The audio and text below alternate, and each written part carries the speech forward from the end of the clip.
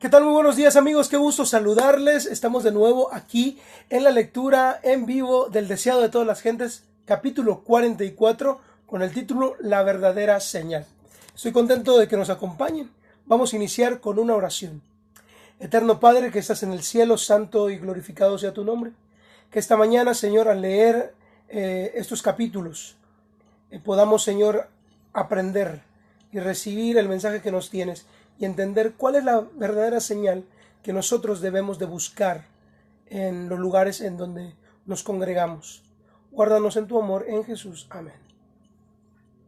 Un saludo cordial para Merari Anzuna, Mirna y Müller. Un saludo gustoso. Capítulo 44, la verdadera señal. Iniciamos. Volviendo a salir de la región de Tiro, vino por Sidón al mar de Galilea, pasando por la región de Decápolis, Jesús y sus discípulos. En la región de Decápolis fue allí donde los endemoniados de Gadara habían sido sanados. Allí la gente, alarmada por la destrucción de los cerdos, había obligado a Jesús a apartarse de entre ellos, pero había escuchado a los mensajeros que él dejara atrás y se había despertado el deseo de ver a Jesús en la región de Decápolis.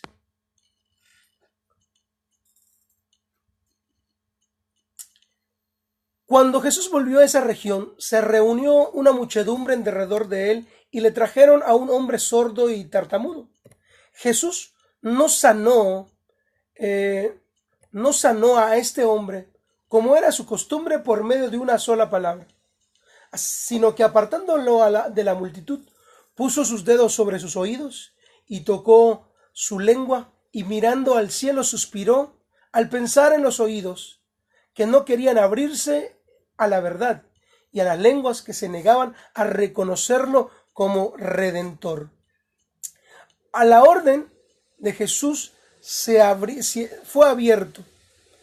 Le fue devuelta a ese hombre la facultad de hablar y, violando la recomendación de no contarlo a nadie, este hombre publicó por todas partes el relato de su curación. Jesús subió a una montaña y ahí la muchedumbre acudió a él trayendo a sus enfermos y cojos poniéndole a sus pies. Él los sanaba a todos y la gente pagana, como era, glorificaba a Dios, el Dios de Israel. Durante 3 días, ese gentío continuó rodeando al Salvador, durmiendo de noche al aire libre y de día agolpándose ávidamente para oír las palabras de Cristo y ver sus obras. Al final de los 3 días, se había agotado todas sus provisiones. Jesús no quería despedirlos hambrientos e invitó a sus discípulos a que se les diese alimento. Otra vez, los discípulos manifestaron su incredulidad.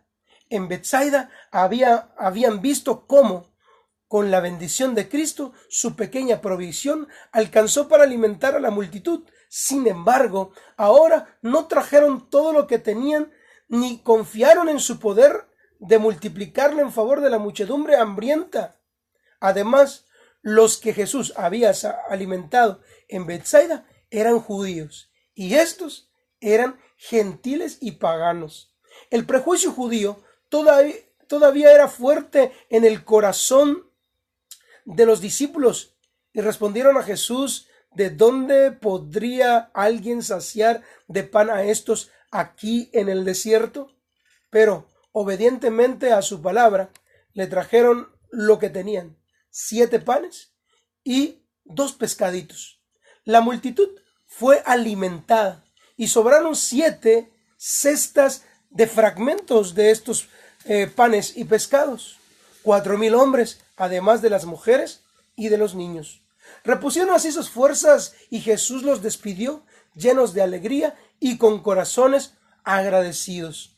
Luego, tomando su bote con sus discípulos, Jesús cruzó el lado del lago hasta Magdala, en el extremo sur de la llanura de Genesaret.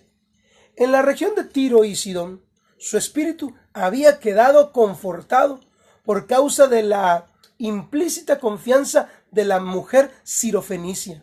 Los paganos de Decápolis lo habían recibido con júbilo. Ahora, al desembarcar otra vez en Galilea, donde su poder se había manifestado del modo más sorprendente, donde había efectuado la mayor parte de sus obras de misericordia y había difundido sus enseñanzas, fue recibido no de la misma forma, sino con incredulidad despectiva hacia él. Una delegación de fariseos, dice el libro, había sido reforzada con representantes de los ricos y señoriales saduceos, el partido de los sacerdotes, los escépticos y aristócratas de la nación. Las dos sectas habían estado en acerba enemistad entre ellos. Los saduceos cortejaban el favor del poder gobernante con el fin de conservar su propia posición y autoridad. Pero por otro lado, los fariseos fomentaban el odio popular contra los romanos, anhelando el tiempo cuando podrían quitarse el yugo de los conquistadores. Pero los fariseos y saduceos se unieron ahora contra Cristo. Los iguales se buscan, y el mal, donde quiera que exista, se confabula con el mal para destruir el bien. Ahora los fariseos y saduceos vinieron a Cristo pidiéndole una señal del cielo. Cuando en los días de Josué, Israel salió a pelear contra los cananeos en Bat-Orón, el sol se detuvo a la orden del líder hasta que logró la victoria y muchos prodigios similares se habían manifestado en la historia de Israel. Estos, los saduceos y fariseos, exigieron a Jesús alguna señal parecida. Pero esa señal no era lo que los judíos realmente necesitaban. Ninguna mera evidencia externa podía beneficiar sus corazones. Lo que ellos necesitaban no era el esclarecimiento intelectual, sino que necesitaban una renovación espiritual. Jesús dijo: hipócritas, que sabéis distinguir los aspectos del cielo, mas las señales de los tiempos no podéis distinguir. Las propias palabras de Cristo, pronunciadas con el poder del Espíritu Santo que los convencía de pecado, eran la señal de Dios que había dado para su salvación. Y habían sido dadas señales directas del cielo para atestiguar la misión de Cristo. El canto de los ángeles a los pastores, la estrella que guió a los magos, la paloma y la voz del cielo en la ocasión de su bautismo eran testimonios en favor de Cristo. Y gimiendo en su espíritu, Jesús les dijo a estos hipócritas, fariseos y saduceos: ¿por qué piden señal esta generación? Pero señal no se les será dada, sino la señal del profeta Jonás. Como Jonás había estado 3 días y noches en el vientre del gran pez, Cristo habría de pasar el mismo tiempo en el corazón de la tierra. Y así como la predicación de Jonás fue una señal para los habitantes de Nínive, así la predicación de Cristo era una señal para su generación. Pero, ¿qué contraste con la recepción de la palabra? La gente de la gran ciudad pagana Nínive tembló al oír la advertencia de Dios. Reyes y nobles se humillaron. Encumbrados y humildes juntáronse en clamor al Dios del cielo, y su misericordia les fue concedida. Cristo había dicho: los hombres de Nínive se levantarán en el juicio contra esta generación y los condenarán, porque ellos se arrepintieron a la predicación de Jonás, y he aquí más que Jonás en este lugar. Un saludo, queridos amigos, amigas. Delmi Morán, un saludo. Nayuribe, bienvenida. Enrique Liceo, bienvenido, amigo pastor, y todos los que nos están mirando, mi mami por ahí, un abrazo, un beso. Les invito a que compartan este capítulo, que es bien corto, para que sus amigos lo puedan ver en su muro. Háganlo, por favor, y verán que más entrarán a mirarnos. Sigo leyendo. Cada milagro que Cristo realizaba era una señal de su divinidad. Él estaba haciendo la obra que había sido predicha acerca del Mesías. Pero para los fariseos, esa obra de misericordia era una ofensiva positiva en sus corazones. Los dirigentes judíos miraban con despiadada indiferencia el sufrimiento humano. En muchos casos su egoísmo y opresión habían causado la aflicción que Cristo aliviaba. Así que sus milagros les eran a los saduceos y a los fariseos un solemne reproche. Lo que indujo a los judíos a rechazar la obra del Salvador era la más alta evidencia de su carácter divino. El mayor significado de sus milagros se ven en el hecho de que era para bendición de la humanidad. Subrayé este párrafo. La más alta evidencia de que él venía de Dios estribaba en que su vida revelaba el carácter de Dios. Y yo quise un poquito manejar las palabras en este párrafo, que podríamos decir de esta manera.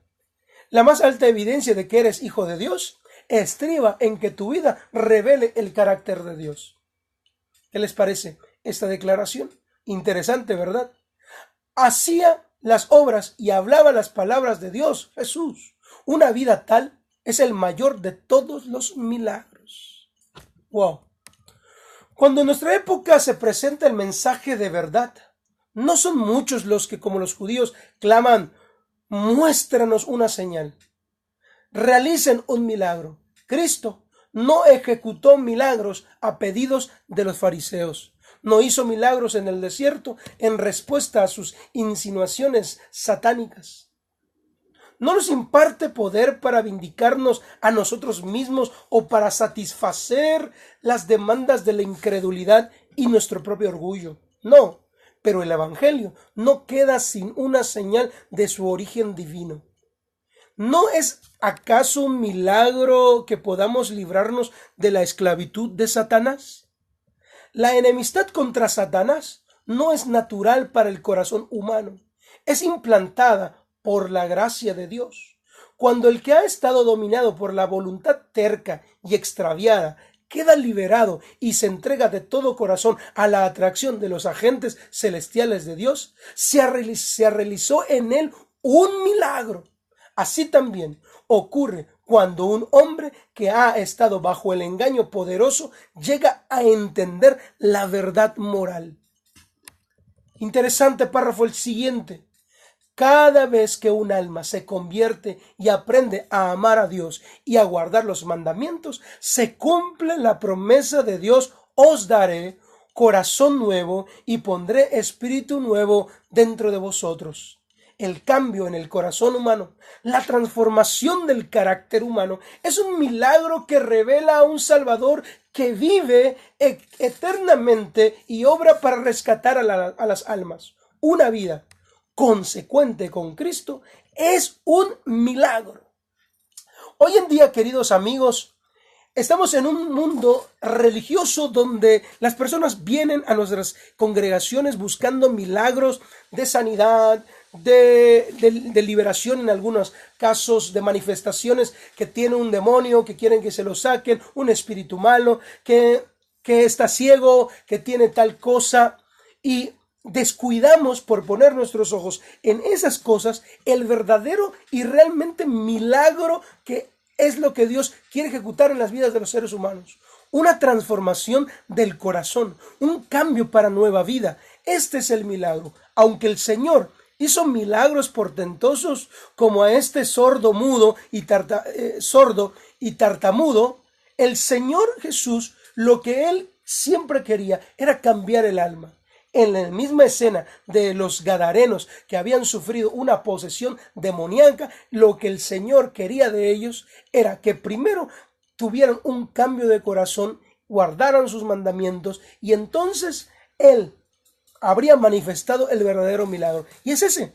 Y es que cuando el Señor nos sana, y es que cuando el Señor nos perdona, cuando nos libera, es por un objetivo maravilloso.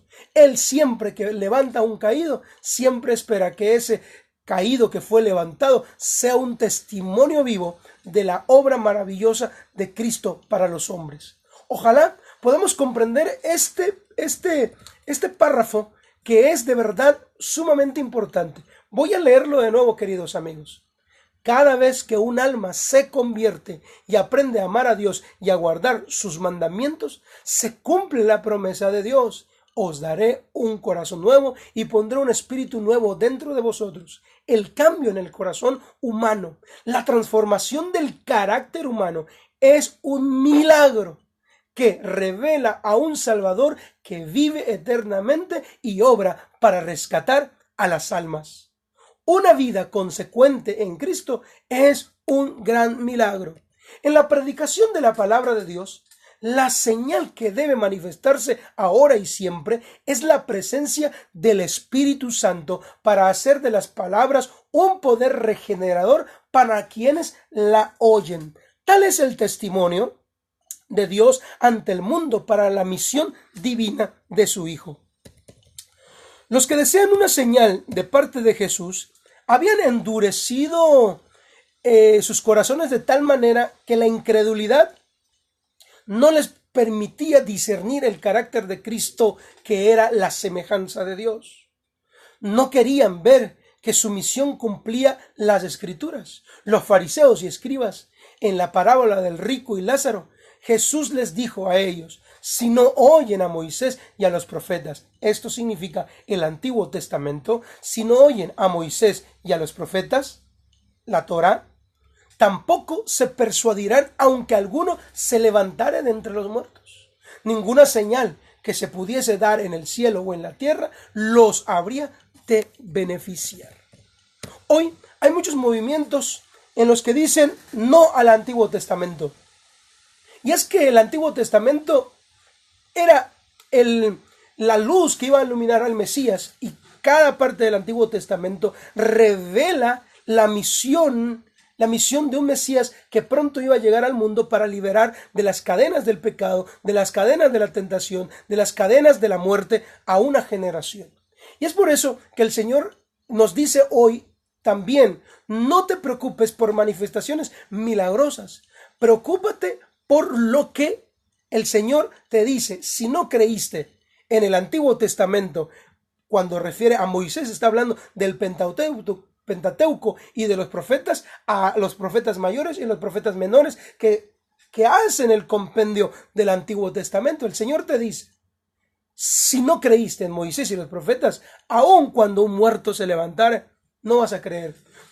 Esto quiere decir que lo más importante es una devoción y una entrega y una permisibilidad de que el Espíritu Santo trabaje en las vidas de los seres humanos. Esto es muy importante. Leí una frase hace unos días, queridos amigos, que decía: no te preocupes por lo que no entiendes de la Biblia, preocúpate de lo que sí entiendes de ella y que no estás haciendo. Sigo leyendo en la página 374. Jesús, gimiendo en su espíritu y apartándose del grupo de caviladores, volvió al barco con sus discípulos. En silencio pesaroso cruzaron de nuevo el lago. Sin embargo, no regresaron al lugar que habían dejado, sino que se dirigieron hacia Betsaida, cerca de donde había sido alimentada las 5,000 personas. Al llegar a la orilla más alejada, Jesús le dijo: queridos discípulos, guardaos de la levadura de los fariseos y de los saduceos.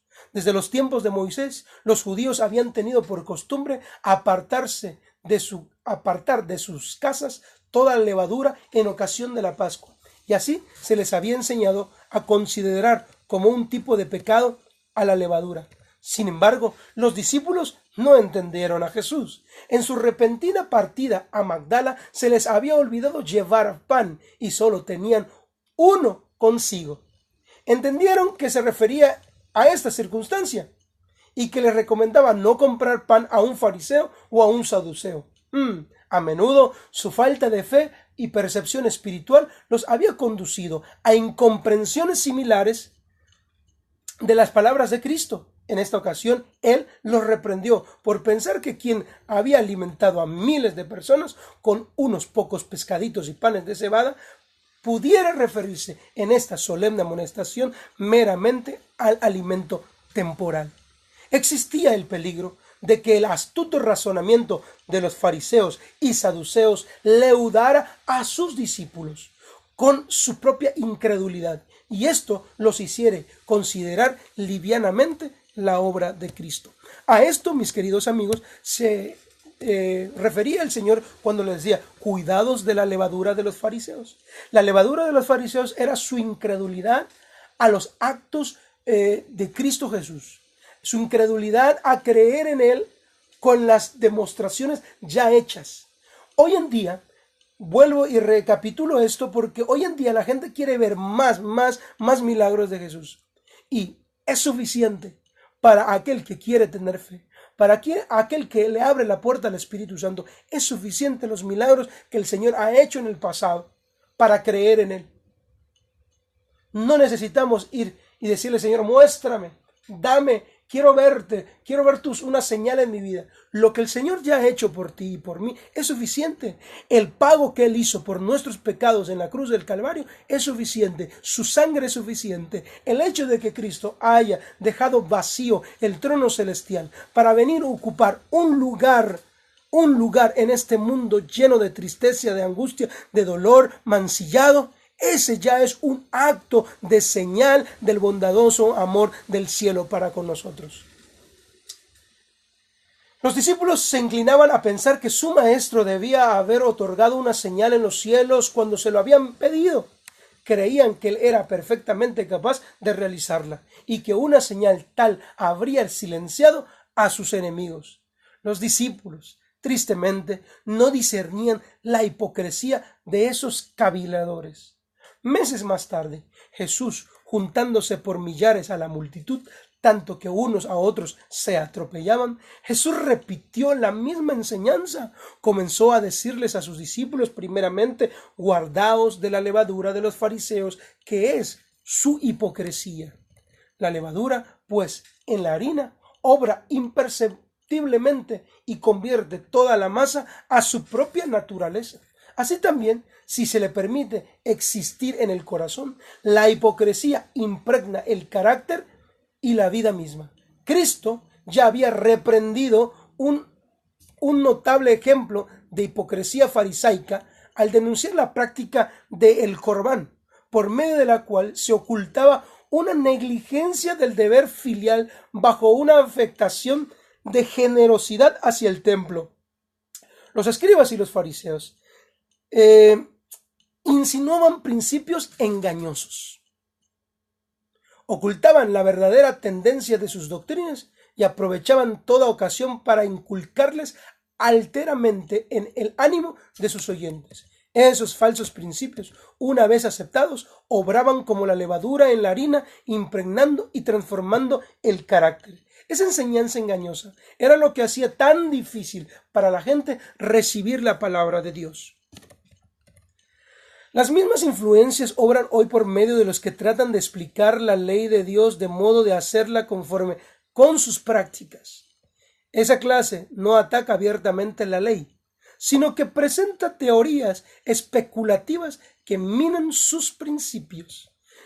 La explican la ley de Dios en forma que destruye su fuerza.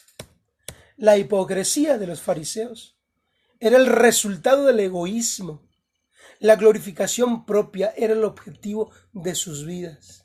Esto era lo que los inducía a pervertir y aplicar malas escrituras y los cegaba en cuanto al propósito de la misión de Cristo. Ojo, sus motivos egoístas y la glorificación propia hacía que los predicadores que deberían llevar el estandarte de la verdad tergiversaran y rompieran o corrompieran el propósito de la ley de Dios. Aún los discípulos de Cristo estaban en peligro de albergar este mal sutil, la glorificación propia y el egoísmo. Los que decían seguir a Cristo, pero no lo habían dejado todo por ser sus discípulos, estaban influenciados en gran medida por el razonamiento de los fariseos. Con frecuencia vacilaban entre la fe y la incredulidad y no discernían los tesoros de sabiduría escondidos en Cristo. Aún los discípulos, si bien exteriormente lo habían abandonado todo por amor a Jesús, no habían cesado en sus corazones de buscar grandes cosas para sí. Este espíritu Era lo que motivaba la disputa acerca de quién sería el mayor entre ellos. Era lo que se interponía entre ellos y Cristo, haciéndolos tan apáticos hacia su misión del sacrificio propio.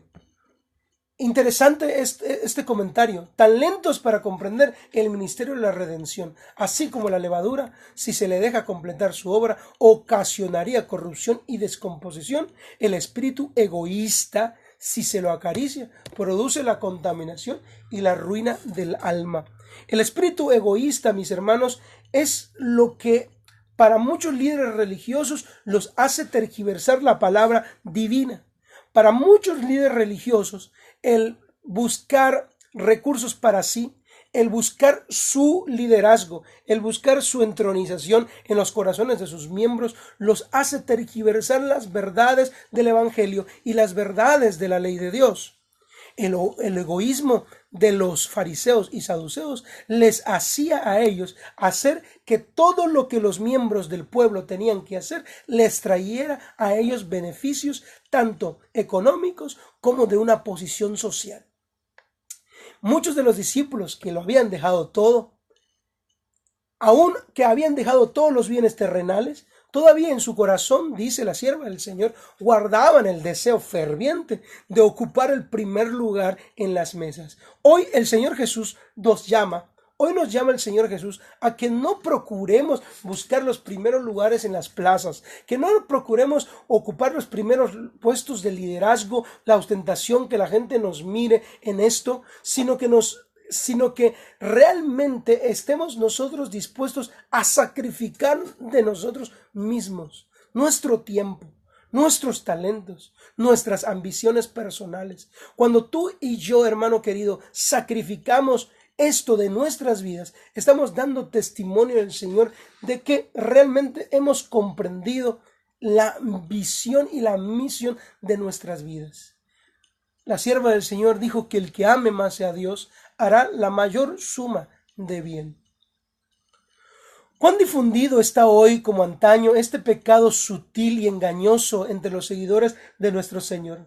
¿Cuán a menudo nuestro servicio para Cristo y nuestra comunión entre unos y otros queda manchada por el secreto deseoso de exaltar al yo? Cuán prestamente se manifiesta el pensamiento de adulación propia y el anhelo de la aprobación humana. Es el amor al yo, el deseo de un camino más fácil que el señalado por Dios, lo que induce a sustituir los preceptos divinos por las teorías y tradiciones humanas. Wow. Voy a subrayar este párrafo. Es el amor al yo y el deseo de un camino más fácil que el señalado por Dios que los induce a sustituir los preceptos divinos por teorías de tradiciones humanas. A sus propios discípulos se dirigen las palabras de amonestación de Cristo, o sea, a nosotros. Mirad, guardaos de la levadura de los fariseos. ¿Qué era la levadura de los fariseos? Resumo, su incredulidad y por consecuencia su hipocresía a las verdades y la vanagloria a ellos mismos, el orgullo. Estas 4 características eran lo que representaba la levadura en los corazones de los fariseos. Y es la que el Señor nos guarda a que nosotros nos apartemos de esto. El amor propio, la incredulidad y la adulación. Ya voy a terminar. Termina el párrafo, el capítulo. La religión de Cristo es la sinceridad misma. El celo por la gloria de Dios es el móvil implantado por el Espíritu Santo. Y solo la obra eficaz del Espíritu puede implantar ese móvil. Únicamente el poder de Dios puede desterrar el egoísmo y la hipocresía. Este camino es la señal de su obra. Cuando la fe que aceptamos destruye el egoísmo y la simulación, cuando nos induce a buscar la gloria de Dios y no la nuestra, podemos saber que es del debido carácter del Padre glorificar tu nombre. Fue el principio fundamental de la vida de Cristo. Si lo seguimos, será el principio fundamental de nuestras vidas. Dios nos ordena andar como Él anduvo. Y en esto sabemos que nosotros le conocemos si guardamos sus mandamientos. Dios puede bendecirnos esta mañana. Dios quiere bendecirnos. Dios te permita guardar esto en tu corazón. Y recuerda que la verdadera señal que el Señor quiere manifestar, número 1, son las obras que Él ya hizo en tu vida.